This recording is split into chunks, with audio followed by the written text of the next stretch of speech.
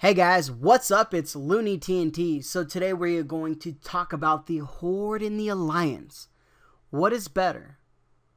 Is the Horde better than the Alliance, or the Alliance better than the Horde? So in this game called World of Warcraft that we play, there's two different factions. Horde being the, I guess you can call the evil faction, and the Alliance being the good faction.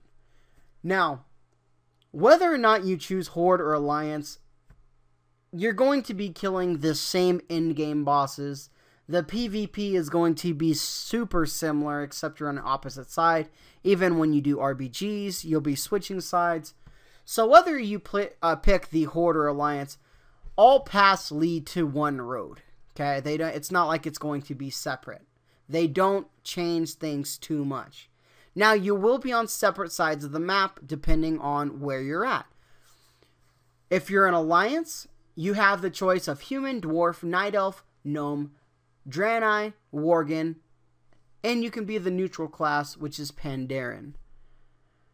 If you're a Horde, you're going to be an Orc, Undead, Tauren, Troll, Blood Elf, or Goblin. And you can be a Panda if you want to. So, when you're looking at these and you're trying to figure out which is going to be the best for me, if you're a new player, pick what looks cool. Really doesn't matter.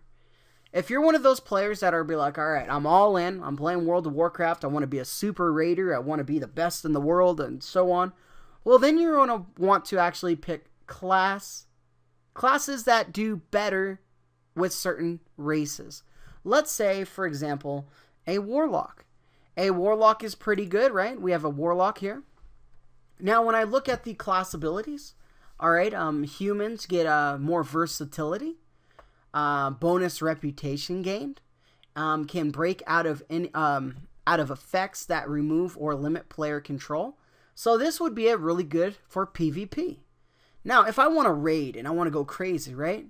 I want to be amazing. Everything's going to be good, but the Troll has a bloodlust ability, which allows you to actually increase your attack speed. Now, that is super, super amazing.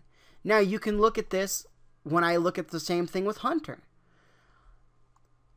Experience gained from killing beasts, right? It increases. Okay, well, that could be good for leveling up. When I look at an Orc, damage done by pets increased.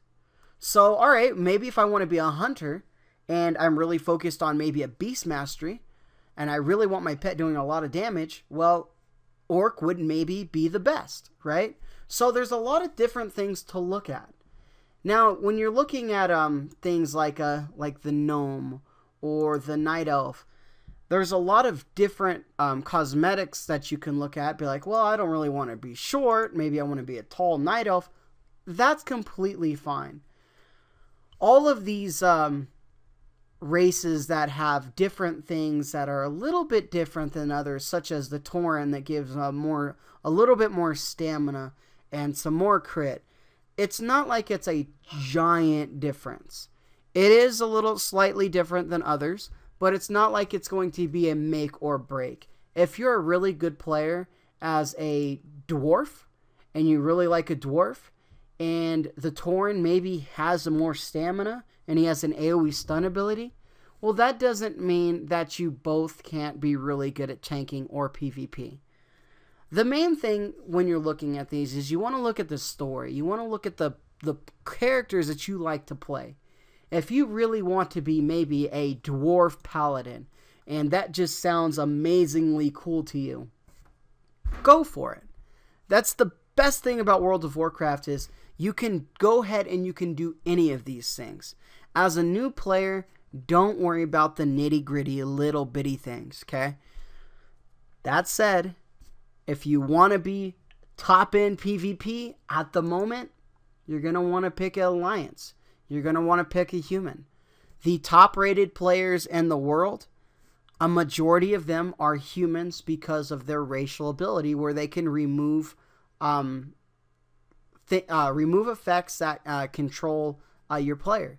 So that means they can actually have 2 DPS trinkets and they can do a lot more damage.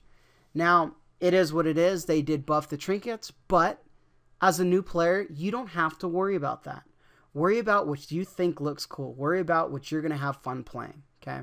So, Horde versus Alliance and World of Warcraft overall, they're pretty much the same.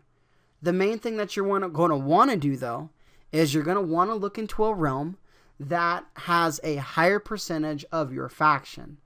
Now, let's say you're going to join a realm that is heavily populated by Alliance, and you want to be Horde, and it's on a PvP server.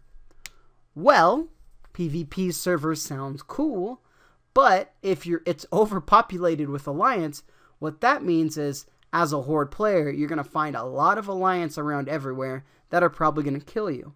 But if you choose a world or a realm that is maybe 50-50 or even more heavily populated by Horde, then you're actually going to be able to do a lot better with questing and finding groups and things like that. So make sure to look into the server, and for whatever faction you want to be, whether it's Horde or Alliance, and make sure the realm that you're going to be playing on has a decent amount of players of your same faction. That would really, really help a lot of players.